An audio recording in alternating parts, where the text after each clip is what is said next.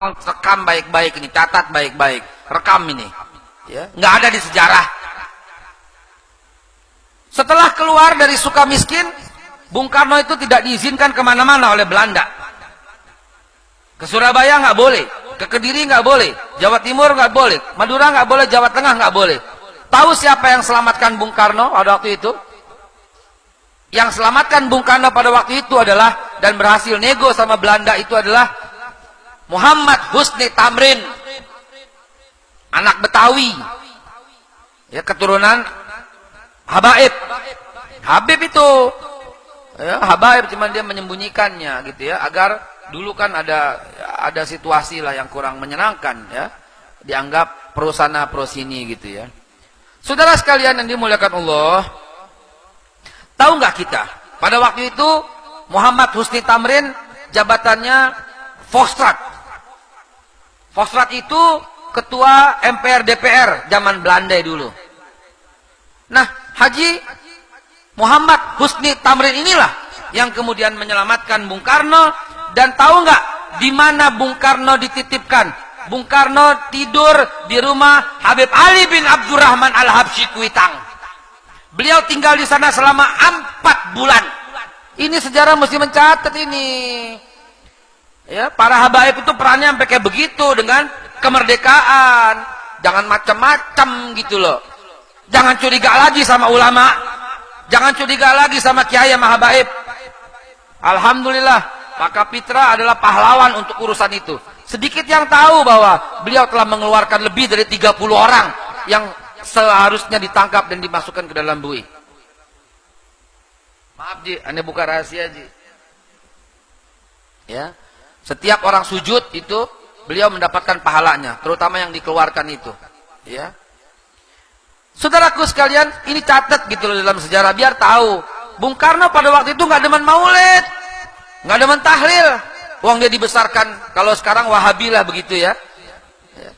Beliau berguru sama Habib Ali bin Abdurrahman Al-Habsyi, sehingga dia demen pakai sarung. Bahkan atas jasa Habib Ali bin Abdurrahman Al-Habsyi yang berhasil menyampaikan ke Bung Karno, maulid diadakan di istana, dilanjutkan oleh Pak Harto, dilanjutkan oleh Pak Habibie, dilanjutkan oleh Pak Habibie siapa? Gus Dur, dilanjutkan oleh habis Gus Dur siapa? SBY.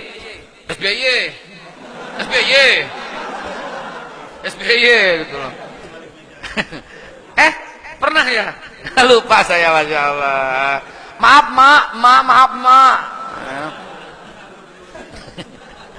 Ya, SBY. Lalu kemudian sampai sekarang tuh jasanya Habib Ali bin Abdurrahman Al-Habsyi yang membuat maulid di istana pada waktu itu. Dan karena Bung Karno yang pada waktu akhirnya suka dengan maulid.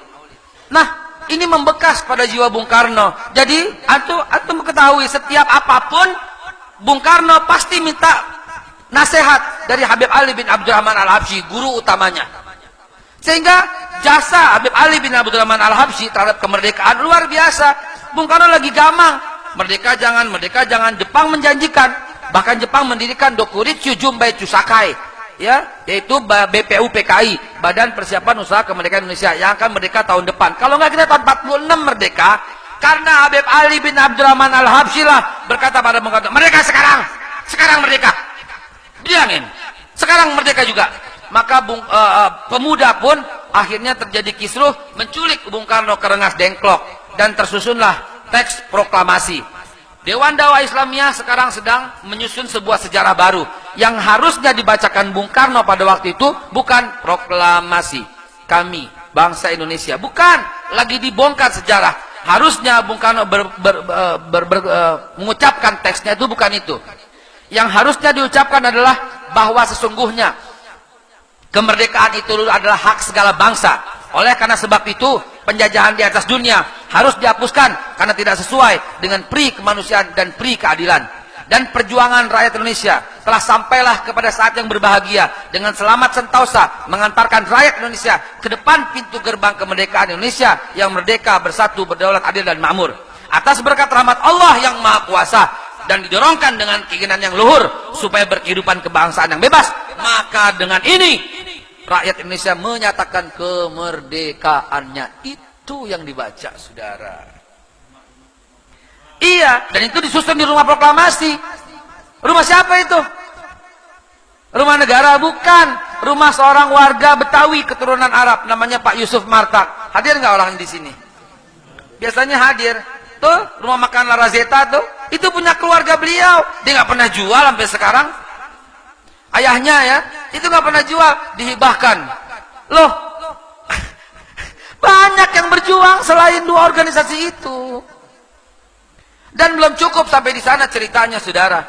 Ketika Habib Ali bin Abdurrahman Al-Habsyi memaksa Bung Karno untuk merdeka sekarang, maka Bung Karno ini pagi-pagi naik sepeda ontel dari Jenderal Urip ke Kuitang.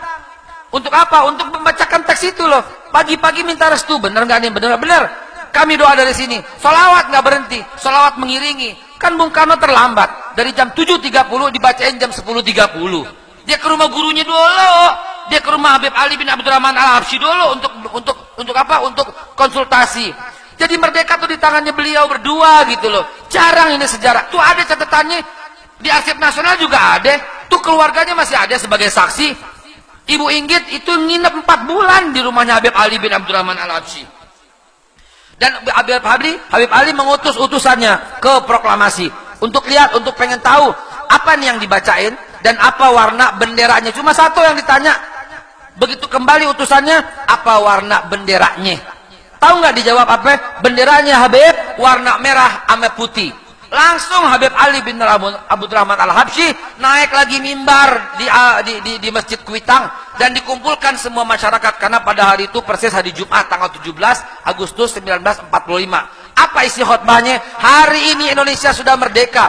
Kalau kalian sudah bangsa yang merdeka, maka kibarkan warna merah putih di mana saja Anda bisa. Habib Ali langsung cari warna kain merah warna putih, dikumandangkan di seluruh jalan Bunga, jalan Kuitang, jalan Tanda Tinggi, kalau sekarang jalan Senen, itu berkibar semua warna bendera merah putih.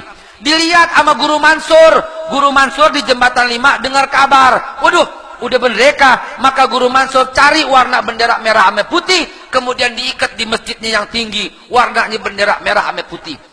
Di Bidara Cina, Habib Salim bin Ahmad bin Jindan juga mengumpulkan semua orang, dikumpulkan sama Habib Ali bin Habib Ali bin Salim bin Jindan, dikumpulkan semua, kumpul.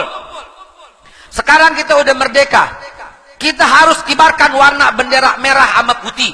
Jadi warna bendera merah sama putih ada di dada para habaib, ada di dada para ulama, ada di dada para kiai. Jadi jangan curiga, kita cinta tanah air lebih cinta daripada orang-orang yang mengaku cinta Indonesia. Orang-orang yang mengaku cinta Indonesia, diam mulutnya 1000 bahasa. Ada orang Cina yang korupsi 35 triliun, tapi rajin nyinyir dengan cat Habib yang penuh fitnah. Tapi dengan mengumandangkan cinta Indonesia. Lo kalau cinta Indonesia, lo nyinyir dong. 35 triliun itu dibawa kabur. Sekarang DPO, itu yang mesti DPO. Habib dibikin DPO. Dicondet ada Habib Muhammad bin Ahmad Al-Haddad. Tempat kami belajar, tempat saya belajar alit bata sama beliau. Habib Muhammad bin Ahmad Al-Haddad kemudian tarik warna bendera merah putih, dikumpulkan semua masyarakat Condet dari mulai Kelurahan Cilitan sampai Balai Kambang, sampai Batu Ampar, sampai Kampung Gedong. Dulu namanya Kampung Gedong, sampai sekarang masih Kampung Gedong. Tuh ada saksinya tuh, dibakar sama Jepang pada waktu itu. Dikumpulkan semuanya. Habib Muhammad bin Ahmad Al-Haddad teriak, harus kibarkan warna bendera merah sama putih. Di Petojo ada Habib Ali bin Muhsin. Ini paling miskin, sangat miskin saudaraku. Pada waktu itu beliau akhirnya mencari dan tidak ada kecuali hordeng yang berwarna merah. Didedel hordengnya itu, dijahit sama jubahnya yang berwarna putih untuk dikibarkan di Petojo. Di Menteng ada Guru Romli. Guru Romli juga begitu dikumpulkan semua. Di Cipete ada Guru Naim. Guru Naim juga mengumpulkan semuanya. Di Kampung Melayu ada Kiai Haji Thohir Rohili yang punya At-Tahiriyah. Dikumpulkan semua santrinya.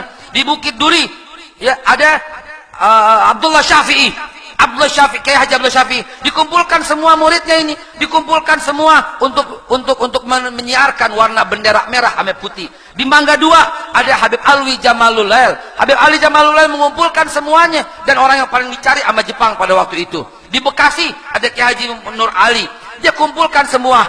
tanggal 16 bulan Agustus, sehari setelahnya Jepang marah, Jepang jengkel, dicari itu semua tuh para pelaku-pelakunya, dari mulai Habib Muhammad, Habib Ahmad, Habib Salim, Habib Ali, dicari semuanya, dicari, dikumpulkan, ditangkep-tangkepin, disetrum, dipenjara, dipopor. Palanya Habib Ali bin Abdurrahman Al-Habsyi itu bocor berdarah-darah, nggak putus darahnya sampai dia kembali ke Kuitang, saudara. Ini ulama, ini para habaib yang ikut berjuang, dan setelah di black dadanya semuanya pasti ada warna bendera merah sama putih. Takbir, takbir. Jangan lagi curiga, saudaraku, dengan kiai. Jangan lagi curiga sama ulama. Warna bendera merah sama putih ada di dada kami, saudara. Sampai hayat di kandung badan kami paham, kami ngerti gitu loh, bahwa mempertahankan NKRI bagian daripada jihad. Hanya habaib, kiai, ulama dan umara pada zaman itulah yang mengumandangkan fatwa jihad untuk melawan Belanda dan Jepang. Yang lain tidak bersuara apapun. Silahkan coba cari mana ada suara dari mereka, saudaraku. Karena itu jangan lagi curiga sama ulama, jangan lagi curiga sama kiai, jangan lagi curiga sama habaib.